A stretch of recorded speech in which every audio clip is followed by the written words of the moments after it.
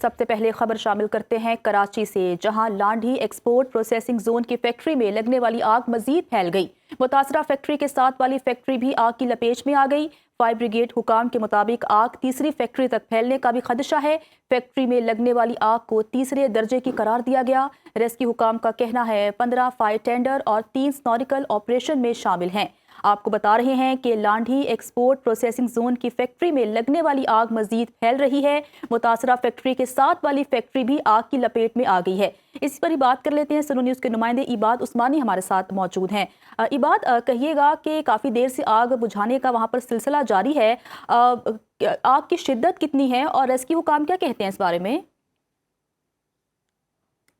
इसके हुकाम का इस हवाले से ये कहना है कि आग जब लगी थी यहाँ पर तो फौरी तौर पर इसको काबू पाने के लिए जो हिकमत अमली अपनानी चाहिए थी वो नहीं अपनाई गई और ये देखा गया कि अंदर मौजूद जो स्क्रैप का सामान था, प्लास्टिक, ये बताया जा रहा है कि अंदर ज़्यादातर प्लास्टिक की चीज़ें मौजूद थी। वो जब आग उसने पकड़ी तो वो बहुत ही कम ही वक्त में पूरी फैक्ट्री को उसने अपनी लपेट में ले लिया और ये देखा गया कि गाड़ियां जब पहुंची हैं तो वो फैक्ट्री जो है वो पूरी आग की लपेट में थी। इसके बाद ये देखा गया कि आग को काबू पाने की जब कोशिश की गई तो वो दूसरी फैक्ट्री जिसमें फासला भी कम देखा गया और ये भी देखा गया कि वो फौरी तौर पर दूसरी फैक्ट्री को भी अपनी लपेट में लेने की कोशिशें करती रही।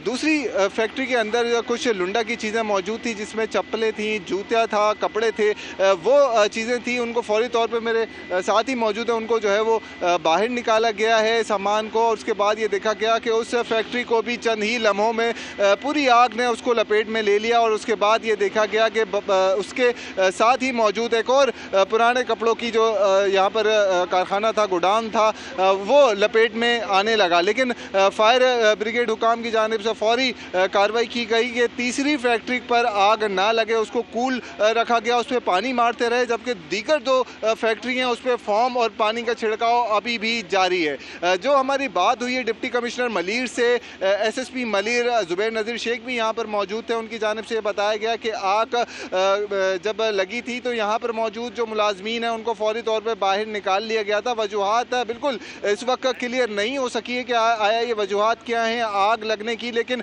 ये देखा गया है माजी में कि इन फैक्ट्रीज़ में जो लांढी एक्सपोर्ट प्रोसेसिंग जोन है ये फैक्ट्रीज़ का मोहल्ला है और यहाँ जो आगे माजी में लगी हैं वो इलेक्ट्रॉनिक आलात की देखा गया कि शॉर्ट सर्किट होते रही हैं ज़्यादातर चीज़ें, जिसकी वजह से यहाँ पर आग लगी है। और आग लगने के बाद ये देखा गया कि 2 फैक्ट्री गुज़िश्ता साल जब वो ज़बीबोस हो गई है, वो पूरी तरीके से टूट के गिर गई है तो आग पर काबू पाया गया। इससे पहले आग पर काबू नहीं पाया गया। इन 2 फैक्ट्रियों का माजी में ये देखा गया। अभी भी ये देखा जा रहा है कि 2 फैक्ट्रीज इस वक्त आग की लपेट में है जिसमें काबू पाने का काम जारी है। फायर हुकाम की जानिब से बताया जा रहा है कि दूसरी जो फैक्ट्री है उस पर जो है वो काबू पाने की पूरी कोशिश की जा रही है, उसको मजीद फैलने से रोका जा रहा है।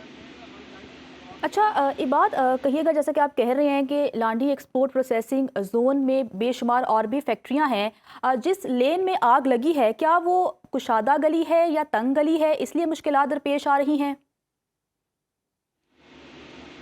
जी बिल्कुल, देखिए तंग गलियाँ उन जो 2 फैक्ट्रीज़ हैं जिसमें देखा गया कि पहली प्लास्टिक में लगी और उसके बाद जो है वो लुंडा के जूतों में और कपड़ों में लगी है। उन फैक्ट्रीज़ के दरमियान फासला थोड़ा सा कम था और यही देखा गया कि जब पहली फैक्ट्री में लगी तो उसकी शिद्दत इतनी तेज़ थी कि दूसरी फैक्ट्री को भी उसने अपनी लपेट में ले लिया और लपेट में लेने के बाद बहुत ही जो है वो डिस्टर्बिंग मनाजिर यहाँ पर देखने में आए। बाकी जो जगह हैं वो SOPs के मुताबिक पूरी मौजूद हैं, लेकिन जो SOPs के मुताबिक फैक्ट्री के अंदर होने वाले हैं कि ये देखा जाता है कि जब आग लगती है तो फौरी फायर अलार्म बजना शुरू हो जाते हैं और ख़ुद से ही पानी जो फैक्ट्री के अंदर होता है वो उस जगह पर पहुंचता है जहां पर आग लगी हुई होती है। लेकिन इस तरह का फायर सिस्टम हमने पहले माजी में भी नहीं देखा, लेकिन SOP में ये शामिल कर दिया गया है। लेकिन इससे कबल हमने देखा नहीं है कि इस तरह के कोई फायर अलार्म और सिस्टम मौजूद हो फैक्ट्रीज़ के अंदर, क्योंकि हम देखते रहे हैं कि इससे कबल जब आग यहाँ पर लगती रही है उसमें भी ये सिस्टम मौजूद नहीं था और अभी आग पर पूरा मुकम्मल काबू पाने के बाद ही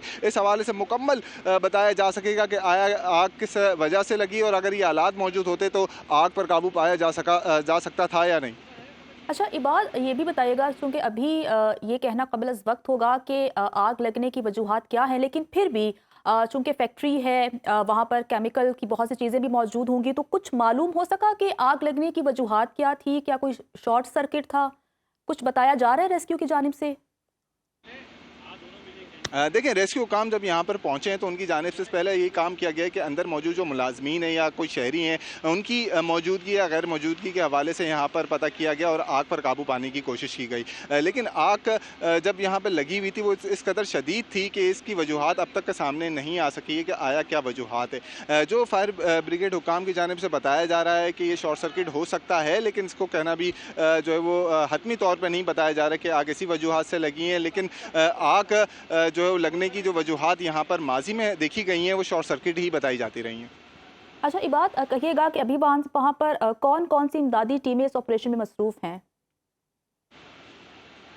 देखिए, रेस्क्यू 1112 ईथी छिपा ये रेस्क्यू काम है जो यहाँ पर जब भी देखा गया कि कराची के अंदर कोई इस तरह का डिज़ास्टर होता है, जैसे माजी में अभी कुछ दिन पहले ही ताहिर गुल प्लाज़ा में देखा गया कि गुल प्लाज़ा में आग लगी तो यही रेस्क्यू काम वहाँ पर भी मौजूद थे और यही यहाँ पर भी देखे गए कि रेस्क्यू 1112 के एहलकार यहाँ पर मौजूद थे, फायर ब्रिगेड यहाँ पर मौजूद है, ईदी हुकाम यहाँ पर मौजूद हैं और किसी भी किस्म की ये जानी अगर कोई खदशा होता है तो फौरी तौर पर फर्स्ट एड के लिए यहाँ पर ये गाड़ियाँ मौजूद हैं।